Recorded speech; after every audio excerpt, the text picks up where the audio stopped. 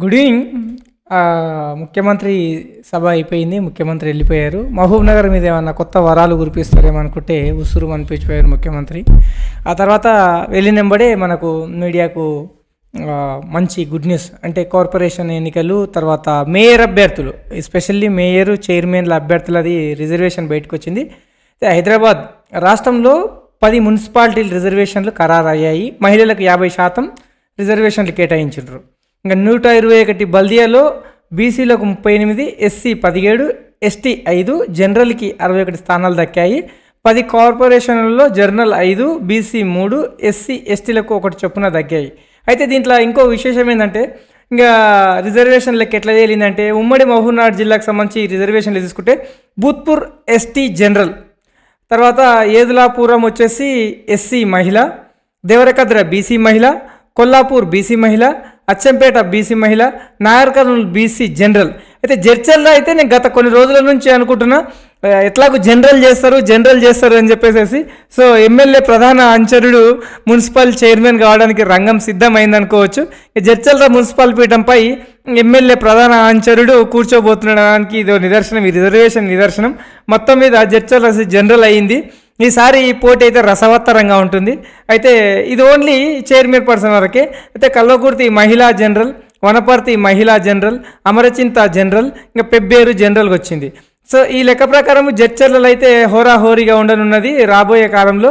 అట్లాగే ఇంకా రిమైనింగ్ లొకేషన్లు చూసుకుంటే మన మహబూబ్ నగర్ వచ్చేసేసి హైదరాబాద్లో మేయర్ స్థానాలు వచ్చేసేసి హైదరాబాద్ జనరల్ మహిళ, greater Warangal general, Nizamabad general మహిళ, ఖమ్మం జనరల్ మహిళ, నల్గొండ జనరల్ మహిళ, Karimnagar BC general, Mahbubnagar BC మహిళ. ఇక్కడ కూడా బీసీ పోర్ అనేది రసవత్తరంగా జరగబోతుంది. రాబోయే ఎమ్మెల్యే ఎలక్షన్లో జడ్చర్ల నియోజకవర్గం, మహబూబ్ నగర్ నియోజకవర్గంలో ఎమ్మెల్యే అభ్యర్థులకి మంచి అవుతుంది. ఎందుకోసం అంటే కేంద్రము మహిళలకు 50% రిజర్వేషన్ మహిళా జనరల్ బిల్లు తీసుకొచ్చింది కదా. మహబూబ్ నగర్ కనుక మహిళా జనరల్ ఎమ్మెల్యే అభ్యర్థి కనుక వస్తే జడ్చర్ల బీసీ జనరల్ అవుతుంది.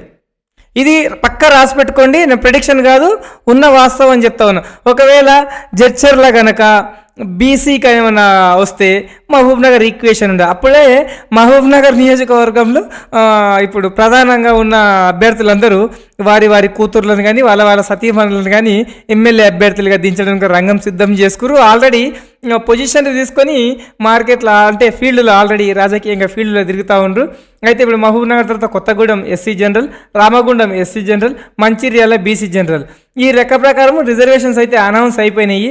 తర్వాత నెక్స్ట్ ఇంకా రేపు ఎల్లుండో కన్ఫామ్గా ఎన్నికల కోడ్ వస్తుంది. ఎన్నికల కోడ్ వచ్చేస్తే మళ్ళీ ఇవి అయిపోయినంబడే దీంట్లో వచ్చే రిజల్ట్ బేస్ చేసేసుకొని ముఖ్యమంత్రి రేవంత్ రెడ్డి సార్ తప్పకుండా ఎంపీటీసీ జెడ్పీటీసీ ఎలక్షన్లకు వెళ్ళే ఆస్కారం కూడింది అని చెప్పేసి. అయితే ఈరోజు ముఖ్యమంత్రి సభని అటెండ్ అయిన వాళ్ళందరూ ఏమన్నారంటే, సరే కొద్దిగా ఏమైనా వరాలు ప్రకటిస్తే బాగుండేదేమో అనే ఉద్దేశంతో చాలామంది వెయిట్ చేశారు. ముఖ్యమంత్రి కొత్తగా ఏం వరాలు ప్రకటించకపోవడం, పాలమూరు రంగారెడ్డికి సంబంధించిన తీపి కబురు ఏం చెప్పకపోవడం కొద్దిగా ఆలోచన చేసింది. అయితే వీలైనంతవరకు అయితే త్రిబుల్ ఐటీ రావడం చాలా సంతోషం. అలాగే మహబూబ్ నగరు పట్టణం అభివృద్ధి కూడా చాలా సంతోషం.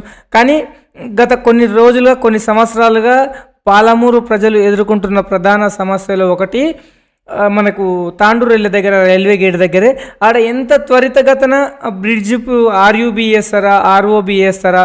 అట్లాగే వర్షం పడితే మన మర్లు, శేషాద్రి నగర్ కాలనీ ఆ ఏరియా నుంచి వచ్చే వాటర్ అంతా శ్రీరామనగర్ కాలనీ ఫేజ్ 1 ఫేజ్ 2 నుంచి చెరువులు అయిపోతాయి, రోడ్లు సరిగ్గా లేవు. అయితే ఓట్లు ఉంటేనే అభివృద్ధి చేస్తారా అనే రకంగా కూడా కొన్ని డిస్కషన్ జరుగుతూ ఉన్నాయి మన మహబూబ్ నగర్లో. కనుక కొద్దిగా వెనక ముందు ఏదైనా కూడా అన్ని ప్రాంతాలను సమగ్రంగా అభివృద్ధి చేయండి అని కోరుకుంటున్నాం. రాబోయే ఎలక్షన్లో మీరు ఇంతకుముందు కూడా చెప్పాను, ఇప్పుడు కూడా చెప్తున్నాను, మీరు వీలైనంత వరకు తక్కువ ఖర్చు పెట్టండి. ఈగోలోకి వెళ్ళి లేదు అంటే దేనికో దగ్గరికి వెళ్ళి ఆస్తులు అంతస్తులు పోగొట్టుకొని రోడ్డు మీద పట్టుకోవద్దు. ఎందుకోసం అంటే మన కుటుంబ రాజకీయం ఒకటే కాదు, కుటుంబం కూడా ఉంటుంది. కనుక మహబూబ్ నగర్ మున్సిపాలిటీ పరిధిలో రేపు మంగళవారం బుధవారం నుంచి జేసీఎల్ న్యూస్ టీవీ గల్లీ మే గలాట, ఇంకా గల్లీ బస్తీ మే సవాల్ అన్న ప్రోగ్రాంతో ముందుకెళ్తా ఉన్నాం. ఒకవేళ మీ ఏరియాలో ఏమైనా ప్రత్యేకమైన సమస్యలు ఉంటే మా ఛానల్లో మీ ఏరియా పేరు పెట్టి కామెంట్ పెట్టండి, అక్కడికి వస్తాము.